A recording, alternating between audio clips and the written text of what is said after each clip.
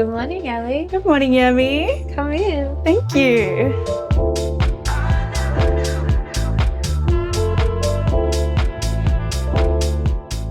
Now, I don't think I've ever met anyone that wears as many hats as you.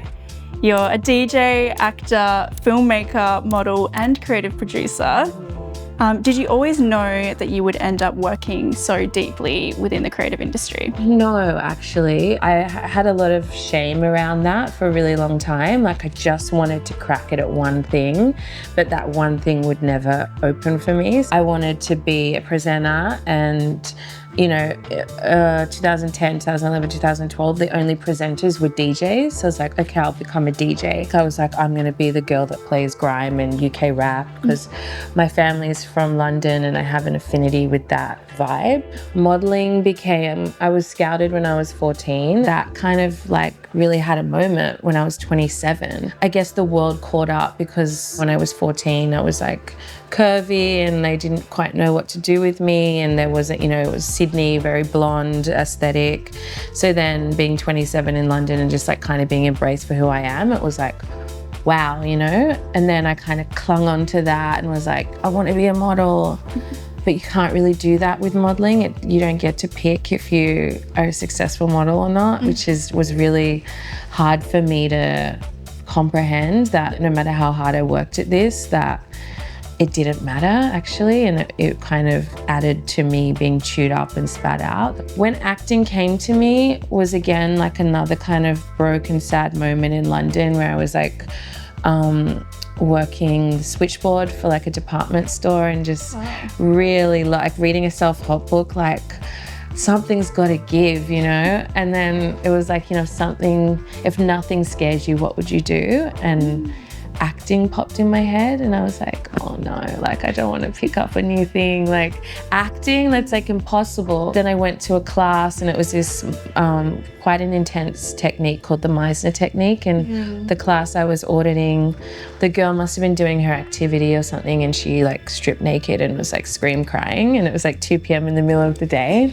I was like, I am so terrified, there's no way I can do that, but like I've never felt more alive than how I do right now. As I'm maturing, it's like I'm really enjoying the writing and as opposed to acting. Like I like to tell my own story, so maybe that's just a symptom of that. Now, I would love to know, where does your morning usually start and what are the first 3 things you're doing when you wake up? So I start my mornings, I get up from my bedroom and I go to my desk. Should we head over there? Amazing.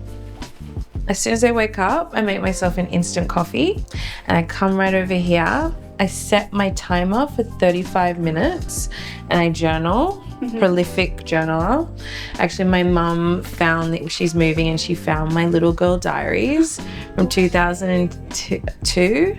Oh my God. Like, it's wild. Wait, would you read the first entry to us or is it private? Yeah, no, I can. This is hilarious. Okay. To diary. My dream is to play in assembly with the junior school band. My favorite instrument would be the trombone. Like, it just goes on about like, That's so cute. yeah, isn't it? So you do your journaling? Yeah, so I do my journaling. It's 3 pages, very the artist way. And then I do a fear inventory where I write 1 page of everything I'm afraid of and just kind of like get all that grit up, no matter how ridiculous it is. And then I do a gratitude list of everything I'm grateful for. And then I do a manifestation menu. Wow. And I just say, and I write thank you for as if it's already happened. And then I pull these Osho Zen cards. Beautiful. Could you show us? I want to know the artwork's always so beautiful. They really are. They really are. I was like shook by them. Oh wow, ordinariness. It means like, for instance, I'll give you an example. So I pulled this before a DJ set and I was really like, oh, like how boring, ordinariness. And then I was in the bathroom and I just caught myself in the reflection and I realized like, this is my ordinary. Like I'm DJing a really cool event. Like this is amazing. Like if I can't accept that this ordinary as extraordinary, then I'm never gonna get any, the manifestations can't come true. Could you explain the artist's way to someone that doesn't know what it's about? Yeah, with the morning pages absolutely. and everything? So the artist's way, mine's covered in ink, very artistic. Yeah. It's about unblocking your creativity through spirituality. And so it gives you a series of exercises like, write a letter to your 8-year-old self. Write a letter to your 8-year-old self, and then write a letter to you now from your 8-year-old self. Like, just all these amazing tools to just unlock some blocks potentially. It also encourages you to go on an artist date and just take yourself somewhere random. Like last week I took myself to the women's Coogee bars and I read Anais Nin. Do you know, she's like an erotic novelist. Love. So I sat there basically, I was topless, by the open ocean. Like, it was very Venus. It was like honestly magical. And I was so happy that I did that. And it was probably the best day of my year. And it's like things like that. And that's also ordinariness as well, Are you someone that leans more on your friends and your community, or do you tend to process things more internally? I process things internally. I'm definitely a good ear. I love to help and listen to people's problems and stuff, but I think I am like an introverted extrovert, where I appear extroverted, but I'm actually deeply introverted. I don't know if I said it right. Wow. And I'm Scorpio. So yeah, we really need to go deep and scurry away and figure things out on our own. Like before DJ sets, I'll meditate for 20 minutes and have a bath and, really try and decompress as much as I can, because it's like I'm literally being zapped. Now we'll head back to morning routines. What does your skincare routine look like at the moment? Yes. Well, should we head to my bathroom? Yes, let's do that. It's pretty simple, but I absolutely love this Skin Kind face oil by Kit. I need loads of these. I live by this. I wash my face and I put it on first thing in the morning. It doesn't feel right if I don't have it on. Sunscreen's actually it is really important to me. I freckle really easily and I like my freckles right now, but I do get concerned that it's gonna get a lot. So 50 plus Mecca sunscreen, you can't really go wrong. It just feels really nice. This stuff I love. It's Bobbi Brown's Vitamin Face Base. This, oh my God, it's like a primer, moisturizer, and it just, I feel like I don't even need to put makeup on when I put it on. It just makes your skin look so alive. It's soft, it has a really nice scent. It's honestly beautiful. Highly recommend. It was gifted and that was a trap, because now I have to buy it and it's expensive. But I have to have it. And what are your top 3 makeup products? So for makeup, I like a really thin foundation, really kind of sheer coverage. And I found that this Hourglass Veil foundation is amazing. And it's taken me a really long time to get a good foundation. So yeah, stand this. This stuff, Too Faced bronzer. I wear Sun Bunny. Yeah, I've been wearing this for 15 years and put my friends onto it. I've tried to contour, but this is just me. This is all I need. And then a new addition is the House Labs mascara. It's Lady Gaga. Yeah, I'm so surprised. I'm honestly really impressed. I struggle with mascara. Maybe I have really curly eyelashes, but this really yeah, I stand this. Do you ever feel pressured to look a certain way? No, actually. I'm gonna say no. Yeah, maybe that's a blessing of mine that I don't feel that, but I do feel pretty free to express myself however I want. Do you think that working in an industry that is so visual has affected the way that you view yourself at all? Yeah, I think that's been a forever thing for me, because people have always reacted and responded to the way that I've looked. So a lot of my self-worth has inherently been in the way that I look, and I actually can't even imagine an existence that didn't, I didn't have to write off that in any way, shape or form. Now you do go by 2 names, Olivia and Yemi. Yemi being your Nigerian name as well as your DJ name, Yemi Sul. Do you ever feel like you connect differently with each name and how they relate to your identity? Yes, absolutely. Yemi, she's so kind of separate from Olivia. I feel like Olivia is kind of my soft, tender heart. And you know, I would like my friends to call me Liv or Olivia. If I'm dating someone, I want them to, I'd never want to hear them say Yemi. But Yemi is like, she's kind of my protector, and like, she's very like forward.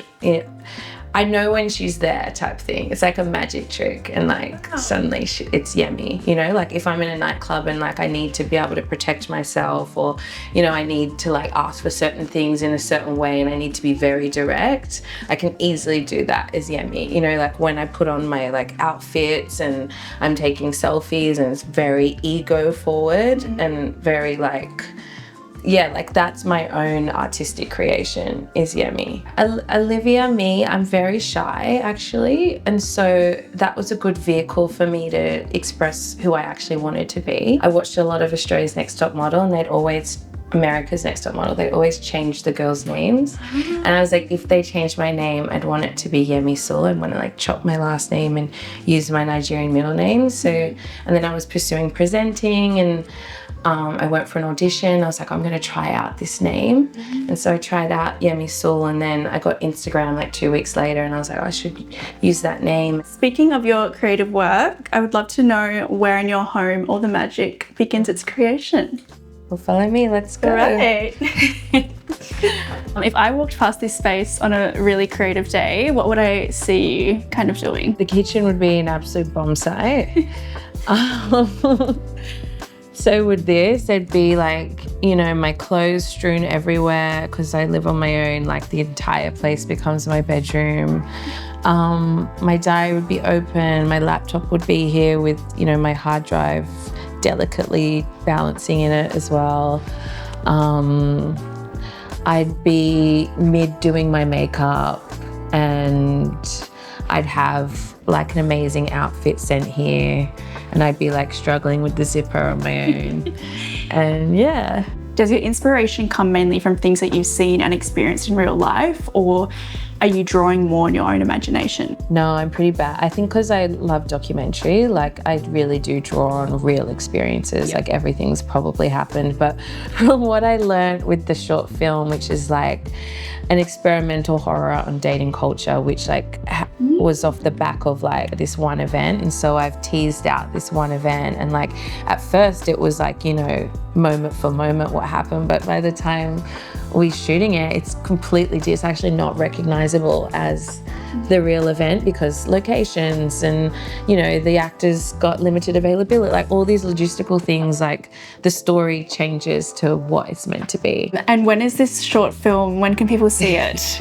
Hopefully soon. Like I'd love it to do a festival run. We shot it using like anamorphic lenses, and my DOP Jackie did an incredible job, and you know, it's like a high level thing. Like I've invested a lot of money into it, and I hope it does a festival run.